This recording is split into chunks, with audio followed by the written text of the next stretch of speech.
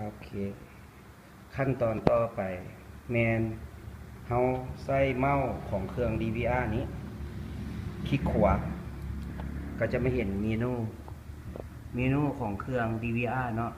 ที่เฮาจะตั้งระบบอินเทอร์เน็ตเบิ่งผ่านโทรศัพท์คลิกเข้าไปเมนูแล้วเห็นไอคอนต่างๆอยู่ใน6ไอคอนนี้จะมีตัวหนึ่งมันจะเขียนใส่ว่าระบบโอเคเข้าระบบตัวนี้เนี่ยเขาตั้งเป็นภาษาไทยเรียบร้อยแล้วเนาะที่จริงเรื่องขั้นตอนภาษานี่มันอีกขั้นตอนหนึ่งตัวนี้เขาตั้งเป็นภาษาไทยเพื่อให้เข้าใจง่ายเวลาเขาอ่านเข้าไปในเครือข่ายเนาะหลังจากเห็นไอคอนที่2แล้วเขาไปติ๊กใส่ตัว DHCP เพื่อเปิดระบบแล้วก็มาคลิกเซฟพอร์ต80นี้โอเคสองตัวนี้แล้วก็ออกจากระบบนะตกลงก่อนก็ออกจากระบบหลังจากนั้นเขามาเข้า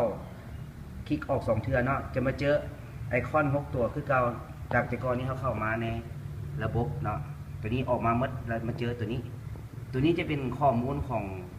serial number ของเครื่องที่เขาจะเอาใส่กับแอปคลิกเข้าแล้วข้อมูลโอเคคลิกเข้าข้อมูลแล้วมาเจอเวอร์ชันเนาะเข้าเวอร์ชันเลย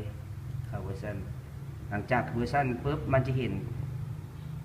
มันจะเขียนหมายเลขซีเรียลเนาะก็จะเอาหมายเลขตัวนี้ทั้งหมดเนาะมีรุ่นนี้จะมี10กว่าตัวเนาะจะมี3ที่เอาตามตัวเลขแล้วก็ตามตัวหนังสือนี้หลังจากเขาได้ตัวนี้ปุ๊บเขาจะมาเข้าโทรศัพท์เขาแบบนี้โทรศัพท์ของเขาในโลกนี้มันตอนนี้ปัจจุบันนี้คนกำลังใช้อยู่มี2ระบบ iOS กับ Android เนาะอันนี้จะเป็น iPhone กับ Samsung ใครเป็น Samsung Samsung ก็จะเป็น Play Store Samsung จะเป็น Play Store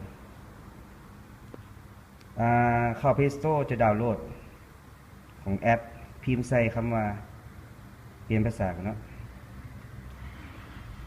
พิมพ์ใส่ตัว X ไงเอาพิมพ์อะไรไปพิมพ์ใส่ X ตัว X M E Y E